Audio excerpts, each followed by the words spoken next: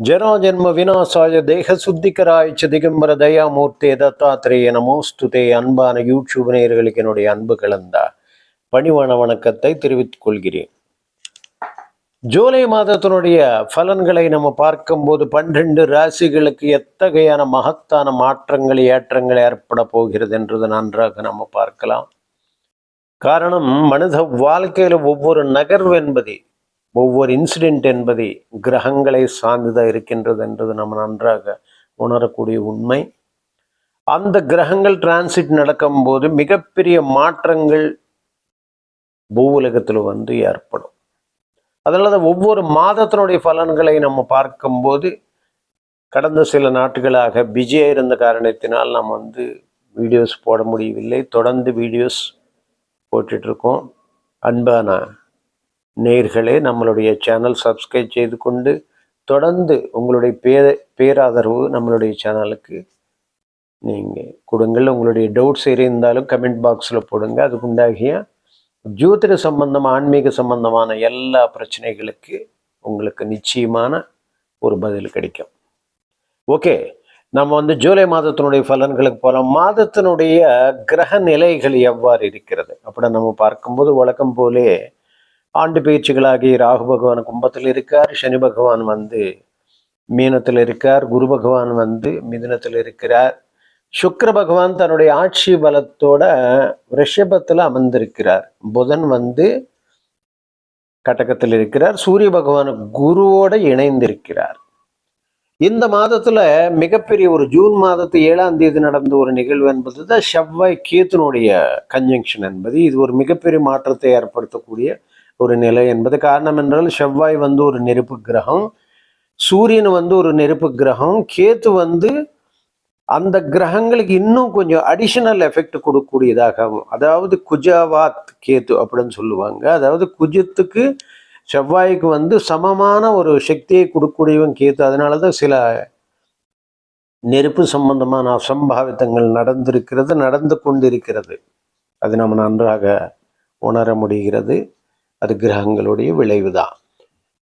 So ஆக மொத்தத்தில் கிரகனுடைய நிலைகள் என்பது, நவகிரகங்களுடைய அமர்வு என்பதை நம்ம பார்த்துருக்குறோம். என்ன ஒரு மாற்றங்கள் இந்த மாதத்தில் அப்படின்னு நம்ம பார்த்தோம்னா, ஜூலை 13ஆம் தேதி சனி பகவான் மிகப்பெரிய கோளதி, 2.5 ஆண்டுக்கு ஒரு முறை மாறக்கூடியது. அதில் சனி பகவான் வக்ரம் அடைகிறார். வக்ரம் என்றது பின்னோக்கி நகரக்கூடிய ஒரு நிகழ்வு என்பது. வக்ரம் என்பது ஜென்ரலாக கொஞ்சம் நிறைய தடைகளை, தாமதங்கள் ஏற்படுத்தும் என்பது பொதுவான ஒரு கருத்தும். அதுதான் நம்ம நிறைய பேர் சொல்லுவோம் இல்லையா, வேணடா இவ்வளோ வக்கரமாக இருக்கிற அப்படின்னு சொல்லுவோம். வக்கரம் இன் தி சென்ஸ் ஒரு இயல்பானுக்கு மாறான ஒரு நிலை என்பது. ஸோ ஒரு மனிதன் நாம் இப்படி தான் பார்க்குறோம். ஸோ டிஃப்ரெண்ட்டான ஆங்கிளில் பார்க்கும்போது இவர் இப்படி சிந்தனை பண்ணுறாரு அப்படின்னு நம்ம நினைக்கிறோம் இல்லையா. அந்த மாதிரி ஒரு நெகட்டிவான ரிசல்ட்டை கொடுக்கக்கூடியது, பெரும்பாலும் கெடுதலான பலன்களை கொடுக்கக்கூடியதாக கருதப்படுகிறது ஜோதிட சாஸ்திரத்தில். வக்கரம் என்பது சான்ஸ்கிரிட்னுடைய வேர்டு மீனிங் அப்படி தான் இருக்கிறது அல்லவா. ஸோ அது பெரும்பாலும் கிரகங்கள் வக்கரம் அடைகிறது என்பது இயல்பான நிலை, அதிசாரம் என்பது. இது போல சனி பகவான் வக்கரம் அடையும். சனி பகவான் ஆயுளுக்காரகன். ஆனால் சம்பந்தம் இல்லாத சில உயிரிழப்புகள் நடக்கிறதுக்கு உண்டாகின வாய்ப்புகள் அதிகமாக காட்டுகிறது. ஃப்ளைன் கிராஷஸ் இதெல்லாம் நம்ம பார்த்தோம் இல்லையா. அது முன்னாடி செவ்வாய் கேத்தோட வந்த விளைவாக இருந்தாலும் கூட, சனி வக்கரம் அடைந்ததுக்கு பிறகும் இது போன்ற சம்பவங்கள் நடக்கிறதுக்கு உண்டாகின வாய்ப்புகள் இருக்கும். மிகுந்த ஜாகிரத்தோட, எச்சரிக்கை உணர்வோட இருக்க வேண்டியது என்பது அவசியம். ஜூலை 17ஆம் தேதி சூரிய பகவான் கடகத்துக்கு செல்கிறார். ஸோ ஆடி மாதம் தொடங்குகிறது.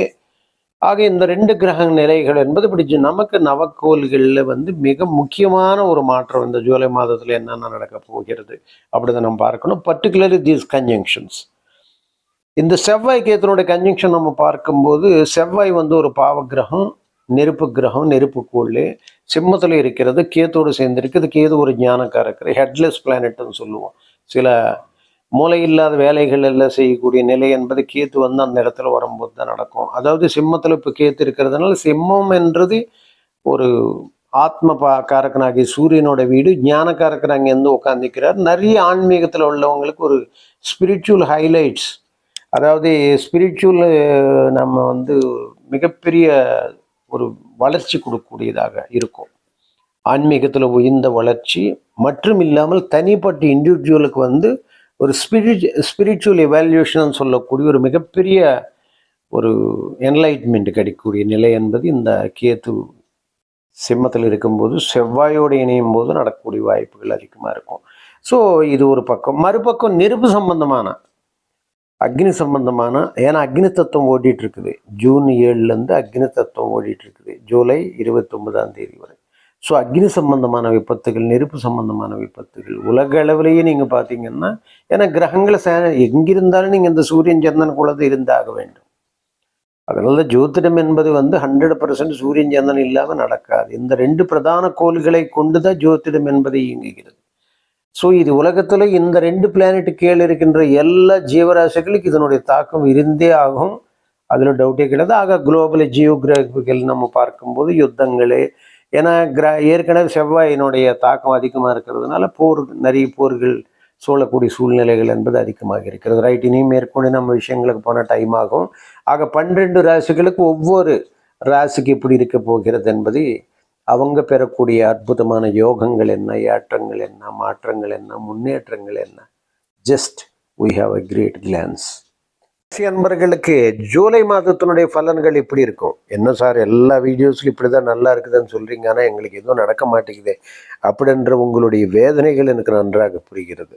இருந்தாலும் உங்களுடைய தசாபுக்திகள் மூலமாக, யோக தசாபுக்திகள் மூலமாக உங்களுக்கு கிடைக்க வேண்டிய பலன்கள் நிச்சயமாக கிடைக்கும்.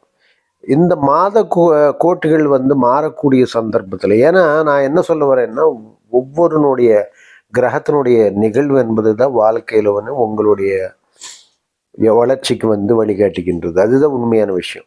இப்போ மிதுன ராசி அன்பர்களுக்கு இந்த ஜூலை மாதத்தில் பார்க்கும்போது ஜூன் மாதத்தில் நடக்காத ஏராளமான விஷயங்கள் ஜூலை மாதத்தில் நடக்கும். இது எப்படிங்க நடக்கும்னு பார்த்தீங்கன்னா, அந்த கிரகத்தினுடைய ஜூலை மாதத்துக்கு கடந்த 4-5 மாதங்களாக செவ்வாய் நீச்சத்தில் இருந்திருக்குது. பயங்கரமான தொந்தரவுகள் நம்ம சந்திச்சிருக்கோம் செவ்வாய் நீச்சத்தில் இருக்கும்போது. அதே மாதிரி செவ்வாய் மறுபடியும் சிம்மத்தில் வந்திருக்குது, கேத்தோடு சேர்ந்துருக்குது. அதனுடைய விளைவுகளும் நம்ம சந்திச்சுட்டு இருக்கோம். ஏன்னா அது சில சமயத்தில் நல்லதாக இருக்கலாம், சில சமயத்தில் இப்போ செவ்வாய் நெருப்பு கிரகங்களோட வரதுனால தான் வெடி விபத்துகள் எல்லாம் நீங்கள் பார்த்துக்கிட்டே இருக்கிறீங்க.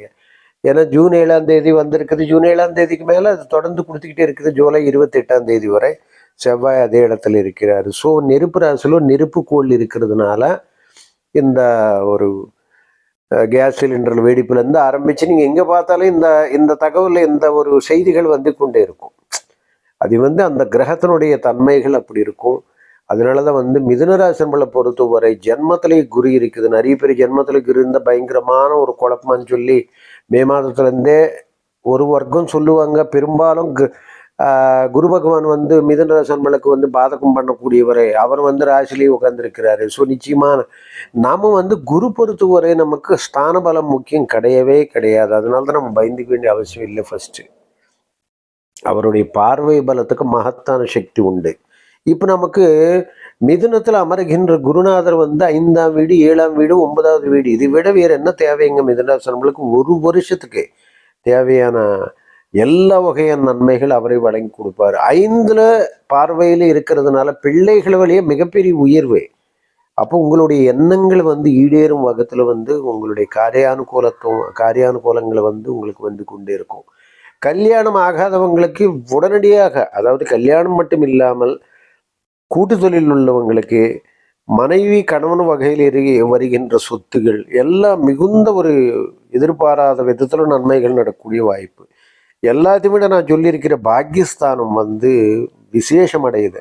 இன்னொன்று என்னன்னா, 5 கூடியவனும் பூர்வ புண்ணியஸ்தானம்னு சொல்லுவோம். அந்த பூர்வ புண்ணியஸ்தானத்துக்கு மீண்டும் பூர்வ புண்ணியஸ்தானமான 9வது வீடு, அதுதான் தர்மத்தின் வீடு. அதனால தான் முன்னோர்கள் வழி நம்ம பார்க்கணும்னா 9வது வீடுன்னு பார்ப்போம். ஏன்னா 9வது வீடு என்னும்போது தந்தையார் வழியில் வருகின்ற தர்மத்தினுடைய நிலை, முன்னோர்கள் மூதையர்கள் அவ செய்த புண்ணிய கர்மங்கள், பாவ கர்மங்கள் எல்லாம் அந்த 9வது பாவத்தினுடைய அடிப்படையில் தான் நமக்கு அமைகின்றது. ஆக இப்போ இங்கே பூர்வ புண்ணியத்தையும் பார்க்குது, அந்த பூர்வ புண்ணியத்துக்கு அடுத்து பூர்வ புண்ணியத்தையும், அதாவது 9வது வீட்டையும் பார்க்கறதுனால முன்னோர்கள் ஏதாவது துன்பத்தில், பித்திருக்கள் ஏதாவது துன்பத்தில் இருந்து, பித்திருக்கள் வழிய தோஷங்கள துன்பங்கள் இருந்தால் குரு பார்க்க நன்மை, கூடி நன்மை, நமக்கு எல்லா வகையான கோடி தோஷங்கள் நிவர்த்தி பண்ணக்கூடிய ஆற்றல் என்பதை ஏற்படுகிறது. 2ஆம் வீடு நம்ம பார்க்கும்போது தனாதிபதி 2ஆம் வீட்டில் புதன் இருக்கிறாரு. ஸோ பணத்தை விஷயத்தில் கொஞ்சம் கவலைகள் குழப்பங்கள் கொஞ்சம் ஜாகிரதை இருந்தாலும் எதிர்பாராத ஒரு விரை செலவுகள் கொடுப்பார். 3ஆம் இடத்துல செவ்வாய் சூரியன் வீட்டில் இருக்கிறதுனால நமக்கு அரசாங்கத்தால் நன்மைகள் உண்டு. கேத்தோடு சேர்ந்து இருக்கிறதுனால அது தடைகளை பண்றதுக்கு உண்டாகின வழி. ஆனால் இருந்தாலும் வெற்றி என்பது உறுதியாக இறுதியாக உங்களுக்கு கிடைக்கும் என்பது எந்த மாற்று கருத்து இல்லை. 4ஆம் வீட்டில் சந்திரன் தனாதிபதி 4ஆம் வீட்டில் இருக்கிற சந்திரன் இன்றைய நாட்டுகளுக்கு ஒரு மாறக்கூடிய ஒரு கிரகத்தினால நமக்கு நன்மை இல்லை. தனாதிபதி எப்போவுமே மிதுன ராசி நண்பர்களுக்கு சந்திரன் மாறிக்கொண்டே இருக்கிறதுனால தொடர்ந்து கொடுப்பாரு. இப்போ நம்ம தொழில்னு பார்த்தோம்னா 10ஆம் வீட்டில் சனி பகவான் பலமாக உட்காந்துருக்கிறார். ஸோ அவர் சனியில் ஒரு 10ல் பாவி இருக்கிறது ஒரு பதவி யோகம் கொடுக்காம போகாது. அதனால் நிறைய பேருக்கு பதவி யோகங்கள் வந்து கொண்டு இருக்கிறது. எனக்கு தெரிஞ்ச ஏராளமான பேர் சுவாமிஜிக்கு ஃபோன் பண்ணி, சுவாமி எனக்கு எந்த பதவி கிடைச்சிருக்குது, அந்த பதவி கிடைக்கும், இந்த ப்ரமோஷன் கிடைச்சிருக்கு சொல்லிக்கொண்டே இருக்கிறாங்க. அந்த வண்ணத்தில் இப்போ நிறைய பேருக்கு சனி மாறினதுக்கப்புறம் நமக்கு மார்ச்சுக்கு அப்புறம் நம்ம நிறைய பேருக்கு நான் பார்த்துட்டே இருக்கிறேன். ஸோ நிச்சயமாக நன்மைகள். ஏன்னா பாவக்கிரகம் 10ஆம் வீட்டில் தசமஸ்தானத்தில் கர்மஸ்தானத்தில் கர்மக்காரகனாக சனி இருக்கும்போது பாக்யாதிபதியாக 10ல் வரும்போது நிச்சயமாக மிகப்பெரிய ஒரு பதவி உயர்வினை கொடுப்பாருன்றதுல மாற்று கருத்து இல்லை. பாக்யஸ்தானத்தில் ராகு இருக்கிறதுனால பித்திருக்கள் வழியாக இருக்கின்ற தோஷங்கள் நீங்கிவிடும். ராகு 9வது இடத்துல இருந்து அந்த ராகு குரு பார்க்குறாரு. இது மிகப்பெரிய விஷயம். குரு ராகுவை குரு பார்க்குறார் என்றால் கேத்துவை பார்க்கத்தான் ஆன்மீக வளர்ச்சி, ராகுவை பார்த்தா மெட்டீரியல் வளர்ச்சி. ஸோ மெட்டீரியலில் மிகப்பெரிய சக்ஸஸ் அள்ளி கொடுப்பாரு. அது மட்டும் இல்லாமல் மிதுன ராசி நண்பர்களுக்கு 17ஆம் தேதி குரு பகவான் 17ஆம் தேதி நமக்கு கடகத்துக்கு வருகிறார். அதாவது சூரிய பகவான். ஸோ அப்போது ஆடி மாதம் தொடங்குகிறது. அதுக்கப்புறம் கூட உங்களுக்கு 2ஆம் வீட்டில் சூரியன் வருது என்பது கூட நன்மை. 3 கூடியவன் 2ல் வர்றதுனால அரசாங்கத்தால் அனுகூலம் உண்டு. ஆக மாதத்துல பிற்பகுதி முற்பகுதி 2 பகுதிகளும் உங்களுக்கு மிக விசேஷமானதாக அமைந்துவிடும்.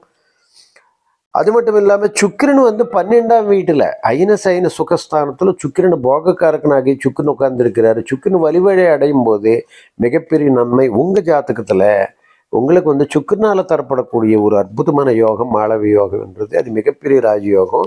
அந்த ராஜயோகம் ஜாதகத்தில் இருந்த பட்சத்துல கோச்சார ரீதியாக உங்களுக்கு மாளவி யோகங்கள் ஏற்படும் போது மிகப்பெரிய நன்மைகள் ஏற்படும்.